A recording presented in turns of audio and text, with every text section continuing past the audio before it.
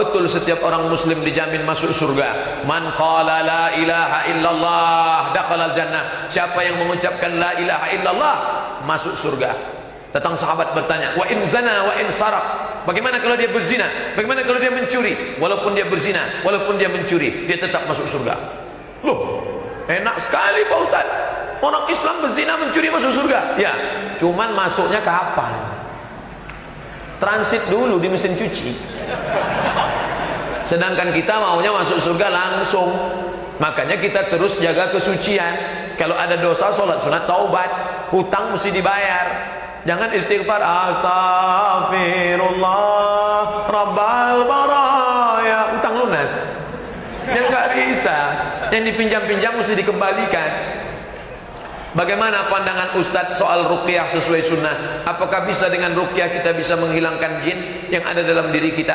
Banyak anak-anak gadis diganggu jin. Salah satu sebabnya celana jin itu dia pakai. Maka marah jin.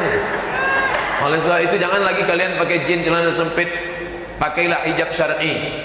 Jangan ada patung di rumah. Innal malaikata, malaikat la tadkhulul buyut, tidak masuk ke dalam rumah. Fiha tamasil. Kalau dalam rumah itu ada patung, setan, malaikat tak mau masuk karena di dalam patung itu bersarang setan, jin segala jin di dalam. Malaikat tidak mau satu majelis dengan setan. Tapi malaikat yang tidak masuk itu malaikat rahman. Adapun malaikat maut masuk. Lalu kemudian sebelum tidur malam baca Fatihah 1 kali, Qul huwallah 3 kali, Qul a'udzu falaq sekali, Qul a'udzu binnas 1 kali, pangkal Al-Baqarah sampai 5 ayat wa ulaika humul muflihun sekali, ayat kursi 1 kali, ujung Al-Baqarah 3 ayat lillahi ma fis samawati wa ma fil ard. Itu ruqyah singkat. Kalau mau yang panjang lebar buka buku-buku ruqyah. Yang 7 ini dibaca, ditiupkan ke telapak tangan, usapkan ke wajah, kepala. Namanya ruqyah mandiri. Yang gadis-gadis perlu. Mungkin kalian di kampus digoda sama anak-anak metal. Hai adik, godain kita dong. Lalu kemudian kalian ngejek dia. Wih, air ludah kalian diambilnya, dibawanya ke dukun. Cinta ditolak, dukun bertindak. Akhirnya setelah kalian dijampi-jampi, maka kalian ingat dia terus. Pas mau lagi makan mie ayam, nampak wajahnya.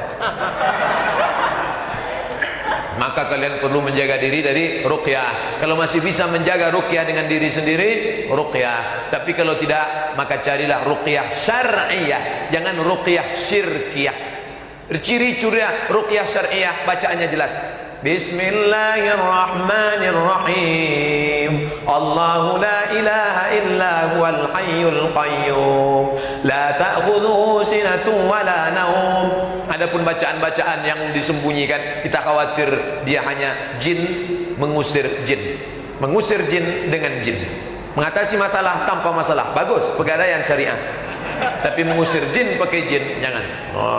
Allahu la ilaha illa huwa la ta'khudhuhu sinatun wa la naum. Jangan, mungkin dia pakai jin yang lain. Ustaz, bagaimana dengan yang meninggal hari Jumat? Apakah betul bebas dari siksa kubur? Man mata yaumal jumu'ati, siapa yang mati pada hari Jumat, wuqiya min azabil qabri, maka dia dipelihara dari azab kubur. Sebagian ulama mengatakan hadis ini dhaif, tidak bisa untuk dijadikan sebagai akidah. Untuk fadail a'mal, targhib wa tarhib boleh, tapi Syekh Albani mengatakan hadis tentang bebas azab kubur bisa dijadikan sebagai dalil. Tapi maksudnya bebasnya apa hari itu saja, hari Jumat itu saja. Adapun besok tetap, kalau dia tak baik, makanya kita tetap beramal baik. Jangan berharap mati. Ini banyak orang minum khamar, pacaran, gaul narkoba, doanya nggak pernah doa baik. Doanya matikan aku hari Jumat biar supaya bebas azab kubur. Allahumma inni a'udzubika min adzabi jahannam wa min adzabil qabri wa min fitnatil mahya wal mamat wa min syarri fitnatil masiihid dajjal. Jangan hanya berharap mati hari Jumat, tapi perbaikilah iman, ilmu dan amal soleh. Kalau sudah berduduk, sudah berwudu, bersentuhan dengan suami, apakah wudu kita batal atau tidak batal?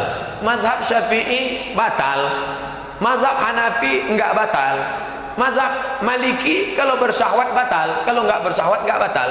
3 mazhab. Saya ulang lagi, mazhab Syafi'i bersentuh batal, mazhab Hanafi bersentuh nggak batal. Karena kata Imam mazhab Hanafi, makna aula mastumun nisa, bersentuh di situ bukan sentuh kulit, maaf, jima. Quran bahasanya santun, disebut bersentuh maknanya jima. Kalau jima baru batal, kalau bersentuh nggak batal.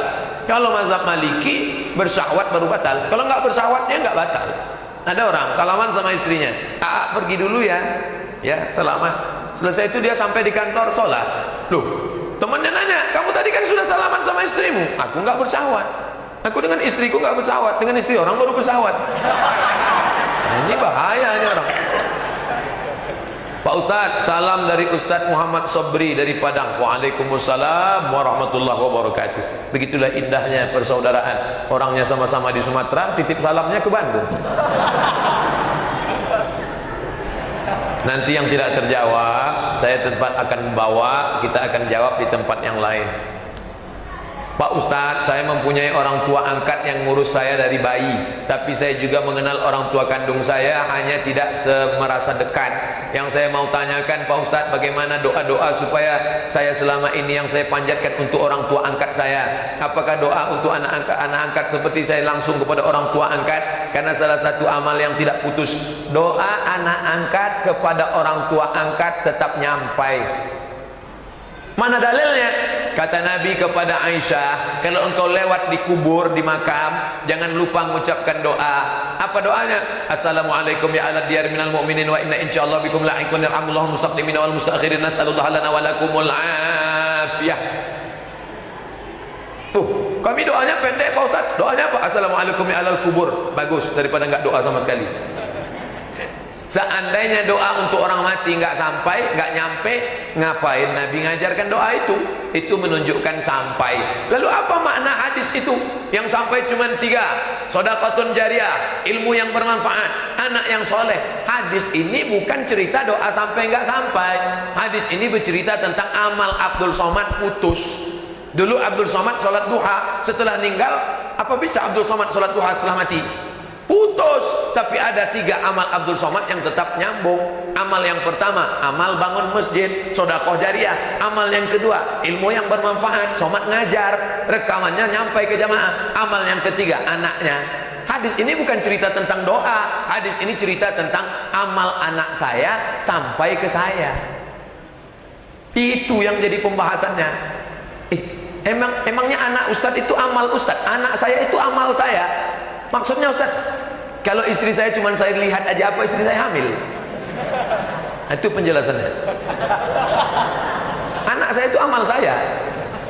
Mengapa jika disebutkan nama Rasulullah maka orang mendengar harus bersolawat, sedangkan jika nama Allah disebut yang mendengar nggak perlu menyebut Subhanahu wa ta'ala? Kenapa kalau disebut Nabi Muhammad, Allahumma sholli ala Sayyidina Muhammad? Bu'dan liman dzukirta wa lam yusalli alaika. Celaka orang yang ketika disebut namamu tapi dia tidak mau berselawat kepadamu. Hadis dalam kitab Mustadrak karya Imam Al-Hakim. Kata Imam Az-Zahabi, sahih, hadisun sahih. Kenapa? Karena dalam salawat ada doa untuk Nabi Muhammad. Allahumma salli ala Sayyidina Muhammad, berikan kebaikan kepada Muhammad. Sedangkan Allah tak perlu didoakan. Tak perlu kita doakan, ya Allah berikanlah kebaikan untuk Allah.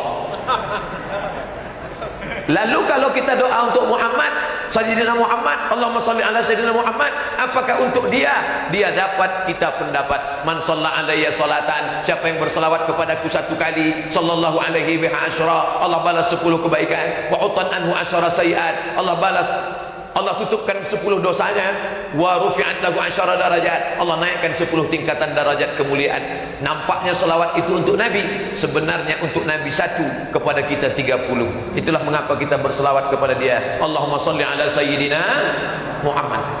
Banyak sekali hadis yang terkadang sulit membedakan hadis mana sahih, mana hasan maupun dhaif. Bagaimana cara kita membedakan hadis itu agar tidak salah dalam beramal soleh, khususnya bagi muslim muslimah yang masih awam? Jangan beli buku kalau hadisnya tidak ada dalam kurung HR. HR siapa? HR Al-Bukhari, oke. HR Muslim, oke. HR Abu Daud, oke. HR Ahmad, oke. Tadi saya baru dapat SMS di hotel, besok kita sudah masuk 1 Sya'ban.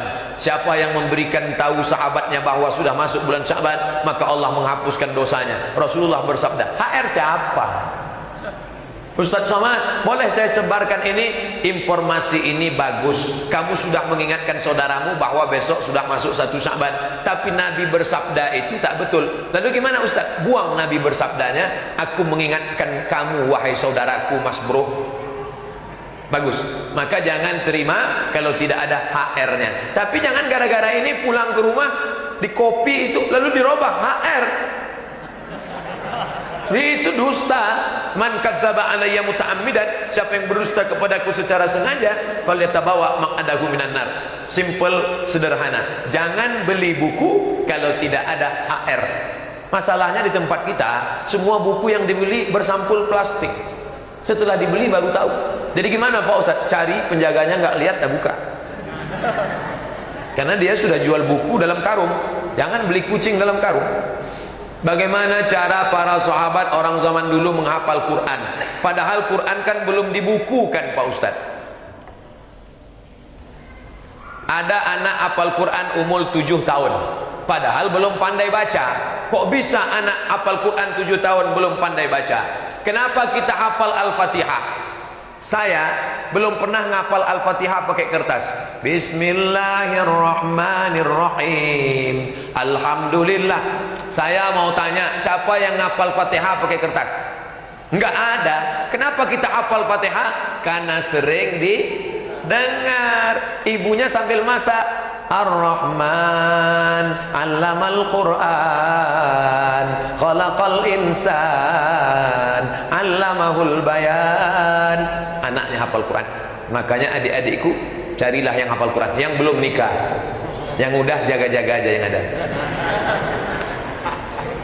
Besar kemungkinan dia hafal Quran. Kenapa? Karena dia mengulangi hafalannya dan anaknya mendengar. Kita sesungguhnya mengingat bukan karena menghafal, tapi karena sering mendengar. Dan sahabat itu mendengar. Orang Arab itu ingatannya kuat luar biasa.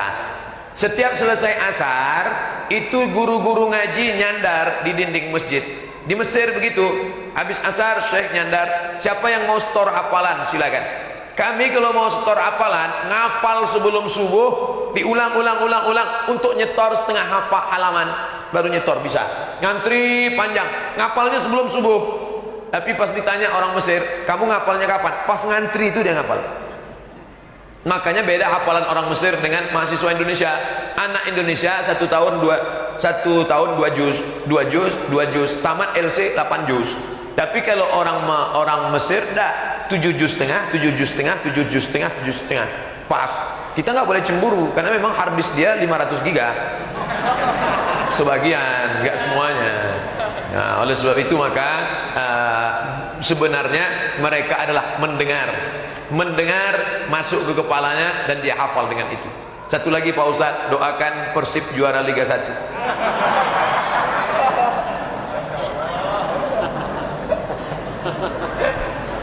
Apakah benar Islam di Indonesia disebarkan pertama kali oleh Wali Songo? Jika benar, bagaimana sejarahnya sehingga banyak ritual yang dianggap ibadah tapi tidak sesuai dengan ajaran salafus saleh? Khudh ma safa da'ma kadar. Ambil yang jernih, buang yang keruh. Seandainya mereka datang ke negeri ini, ke Pulau Sumatera, ke Pulau Sulawesi, ke Pulau Kalimantan, ke Pulau Jawa, datang dengan pedang, mungkin hari ini kita tidak Islam. Kenapa? Karena ulama itu dibunuh langsung oleh pendekar-pendekar itu. Pendekar, pendek tapi kekar. Kenapa kita Islam sekarang? Mereka datang dengan sentuhan yang lembut. Sunan Kudus tahu bahwa orang Kudus ini agamanya Hindu dan orang Hindu nyembah lembu, maka dia tidak buat menara masjid pakai kubah. Karena kalau dibuat menaranya kubah nanti orang Hindu kaget, oh bangunan apa nih? Maka dibuatlah bangunannya dalam bentuk candi. Candi, Masjid Kudus, menaranya candi. Maka orang Hindu melihat, tuh sama dengan tempat kita ya. Iya. Lalu masih ragu juga, ditambatkan di bawahnya lembu. Diambil lembu, ditambatkan di bawah candi itu lembu. Orang Hindu lihat, loh Tuhan kita ada di sini. Bangunannya sama, Tuhannya ada. Iya. Akhirnya mereka mulai ngintip. Dalam masjid itu apa? Ternyata dia lihat orang sedang selawatan. Salatullah, salamullah, ala taha rasulillah. Salatullah, salamullah, ala yasin habibillah. Itu bukan lagu Arab. Saya nggak pernah orang Arab ngelagukan salatullah salamullah model begitu. Itu lagu apa? Murni lagu Jawa. Ler ilir itu. Ler ilir masumiler ta ijo royo manten anyar. Aku nek manten anyar ya ingat bahwa ada yang tidak sesuai, buang jauh-jauh. Tapi ngata-ngatain ulama dulu, memangnya kita lebih baik dari mereka. La tuzakku anfusakum. Makanya Al-Hafiz Al-Iraqi ketika dia melihat kitab Ihya Ulumuddin ada hadis dhaifnya, dia enggak ngejek. Al-Hafiz Al-Iraqi enggak ngejek Ghazali. Apa nih Ghazali? Ghazali enggak. Al-Hafiz Al-Iraqi enggak pernah nyaci maki Ghazali. Tapi apa yang dia lakukan? Dia tas'ih, dia tat'if, dia takhrij hadis-hadis yang ada di Ihya Ulumuddin. Lihatlah bagaimana ulama dulu menyikapi ulama sebelumnya. Karena kita tak tahu, boleh jadi amal mereka itu jauh lebih besar. Amal mereka sebesar Bukit Uhud, amal kita sebesar bisul. La tuzakku anfusakum. Jangan kau sombong kepada amalmu. Ini beradab, bertata krama kepada ulama sebelum kita. Apakah Islam Sufi termasuk ahlu sunnah wal jamaah? Ya. Baik, habis. Surat tilang sudah masuk. Sekarang menyikapi Sufi ada dua kelompok. Yang satu mengatakan Sufi itu adalah ajaran asing yang masuk ke dalam Islam, maka kita mesti membuangnya. Tasawuf adalah bid'ah, wa kullu bid'atin dhalalah, wa kullu dhalalatin finnar. Campakkan. Ini ekstrim kanan. Yang ekstrim kiri mesti bertasawuf. Siapa yang tidak bertasawuf, maka dia tidak akan sampai kepada Allah. Kita menghadapi dua kelompok. Oleh sebab itu di Al-Azhar diajarkan Fakultas Usuluddin satu mata kuliah tasawuf Islam. Yang diajarkan tasawuf itu apa? Takhalli, menghilangkan penyakit hati. Buang takabur, buang sum'ah, buang riya, buang syirik, bersihkan hati. Setelah bersih, takhalli, kosong. Tahalli, isi dengan ridha, isi dengan qanaah, isi dengan zikir, isi dengan taqarrub kepada Allah. Setelah itu barulah tajalli, Allah menunjukkan kuasanya kepada hamba.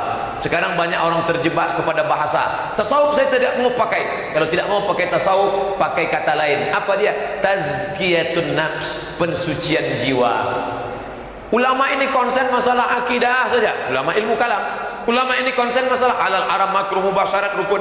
Itu adalah ulama fikih, fuqaha. Tapi ada ulama yang konsen masalah hati, masalah ridha, masalah qanaah, masalah zikir, masalah tawakal, masalah mendekatkan diri pada Allah. Maka ini adalah ulama tasawuf. Maka ketika muncul tasawuf yang menyimpang, menyatu dengan Tuhan, katanya ada Tuhan besar, ada Tuhan kecil. Tuhan kecil ini adalah pancaran dari Tuhan besar. Tuhan besar bisa menyatu dengan Tuhan kecil. Kalau sudah menyatu dengan Tuhan, maka hilanglah syariat. Tak perlu salat, tak perlu puasa, karena Tuhan sudah berdiri, ada dalam diriku. Maka itu dicampakkan semua. Peganglah kitab-kitab tasawuf yang mu'tabar, yang ditulis oleh, makanya dirumuskan Ahlus Sunnah wal Jamaah adalah tiga. Al-Azhar, Al-Azhar merumuskan siapa itu Azhar, siapa itu Ahlus Sunnah. Tiga. Dalam masalah akidah dia pilih dua, Abu Mansur Al-Maturidi atau Abu Hasan Al-Ash'ari. Dalam masalah fikih dia bermazhab Hanafi, Maliki, Syafi'i, Hambali. Dalam masalah tasawuf dia pilih antara dua, pilih tasawuf Sunni. Siapa itu? Tasawuf Abu Hamid Al-Ghazali atau tasawufnya Imam Junaid Al-Baghdadi. Tiga rumusan. Itulah Ahlus Sunnah wal Jamaah. Terima kasih segala perhatian adik-adik, bapak ibu saudara sekalian. Mohon maaf segala kesilapan.